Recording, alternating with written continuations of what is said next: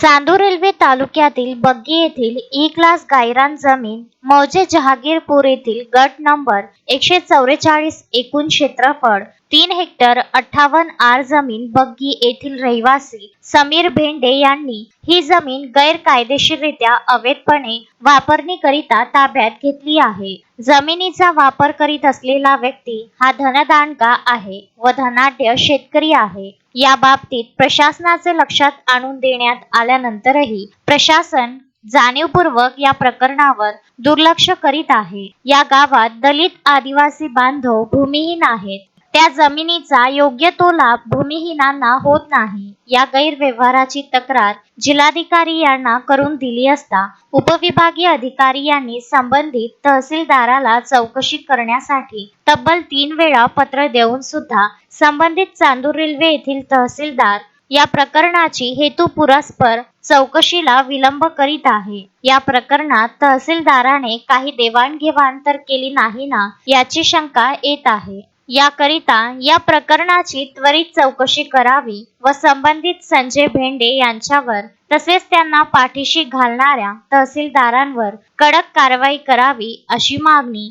गणेशदास गायकवाड, दादाराव स्वर्गे, सतीश डोळे, गणेश परतेकी, प्रकाश दांडगे, धर्मेंद्र वानखडे, प्रवीण मोखडे यांनी केली आहे। गायकवाड, अध्यक्ष टायगर फोर्स ऑफ इंडिया। गैरकायदेशीररित्या संजय भेंडे यांनी शासकीय जमीन हडपलेली आहे व त्याला तहसीलदार महोदय चांदूर रेल्वेचे त्याला पाठीशी घालत आहे। चांदूर रेल्वे तालुक्यातील बग्गी या गावातील ई क्लास जमीन मौजे जहागीरपूर येथे गट क्रमांक 144 ज्याचे क्षेत्रफळ 3 हेक्टर 58 आर आहे। अशी ही जमीन संजयराव शेंडे राहणार बग्गी हे अत्यंत श्रीमंत व्यक्ती आहे। त्यांनी ही जमीन अक्षरशः बेकायदेशीररित्या चोरल्यागत त्यांनी चोरली आहे आणि या जमिनीची तक्रार आम्ही जिल्हाधिकारी महोदयांना केली। जिल्हाधिकाऱ्यांनी एलडीओ कार्यालयाला तक्रार सादर केली, एलडीओ कार्यालयाने तहसीलदाराला तक्रार सादर केली।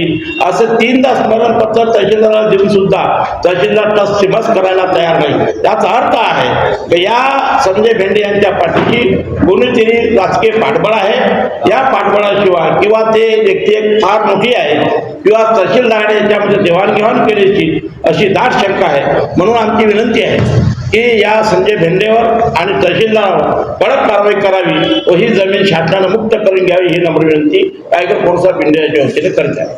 अशोकभाई जोशी, विदर्भ न्यूज, अमरावती।